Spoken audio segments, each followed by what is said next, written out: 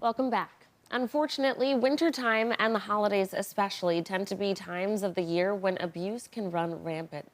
Here with details on how they help individuals out of these critical situations is Ava Thomas from the Family Justice Center. Ava, thanks so much for joining me. Thank you for having us. Of course, I would like you to first explain why the holidays can trigger abuse.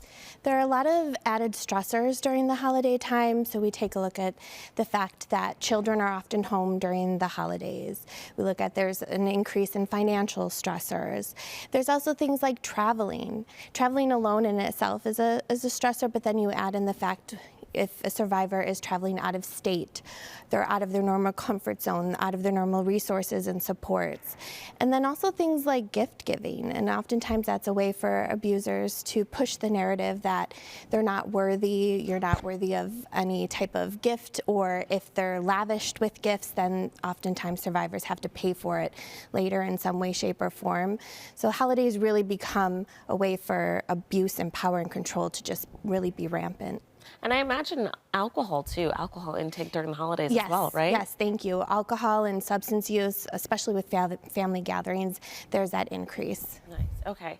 So let's talk about some signs that people can watch out for that might indicate, oh, a loved one is in an abusive relationship. This is the time when you're kind of forced to be around family, and when oftentimes the abuser isolates you, right? So now the family might be picking up on certain things. And what are some of those signs? Any change in behavior. So if somebody is normally outgoing or they're different with you than when they are at home with their abuser or their partner, that can be an indicator. If you're finding that they're cowering or kind of making themselves smaller or running around and trying to do everything for everybody so that they can kind of keep everything as calm as possible, definitely during the holidays something to look at. Okay. How does the Family Justice Center work with the community to provide victims a safe space to escape their situations? Yeah, we definitely allow someone to say what's happening, and it's free and confidential services. And so sometimes that alone is the one thing that's needed to take that step forward and really work on your journey to safety. We also have a variety of services to keep someone safe. So we safety plan, which is a big thing we do, especially during the holiday season. We have a forensic medical unit. We can document and body map injuries. We have a relationship with Buffalo Police, especially the Special Victims Unit. And we have a lot of items on site that will help someone safely leave. That's right. We were just seeing video of your Hope Shop. So do you want to tell us about that and how people can donate? Yes, absolutely. So it's up all year round, but definitely during the holidays it becomes something extremely special. So you can, a survivor can shop for themselves or for their children or their loved ones.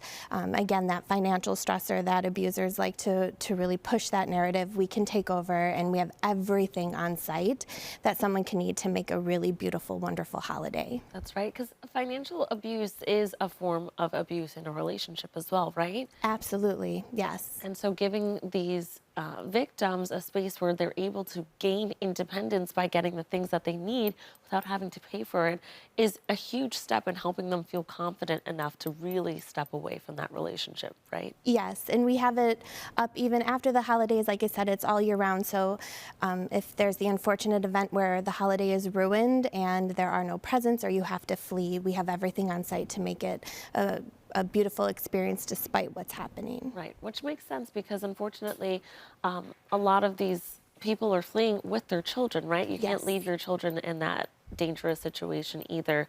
And it's a scary enough time for the kids to be leaving their home and what they know, but then it's the holidays, and to not be able to provide is another barrier that we want, you know, anyone that's ready to leave a situation to not feel like they have to stay just to make sure the kids are having a good holiday, right?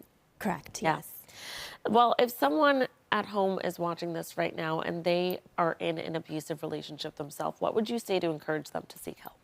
That there is always hope, that there's resources and people that are there for you, that we believe you. And coming forward doesn't mean that your life has to change overnight. You don't have to make any decisions right then and there. We'll work with you on a plan of what's safest and works best for you. And you make it so easy, FJC. I mean, it's a hard situation, but as far as, normally for a lot of different people, you have to go to one place and you have to file a police report here. You have to go speak to a lawyer here. You have to apply for this place for benefits there. And that can be overwhelming and a lot when you're just trying to find safety, but you really bring everything under one roof, right? Yes, we take on the heavy lifting. We'll do the work that's necessary to provide you with all the resources that you need.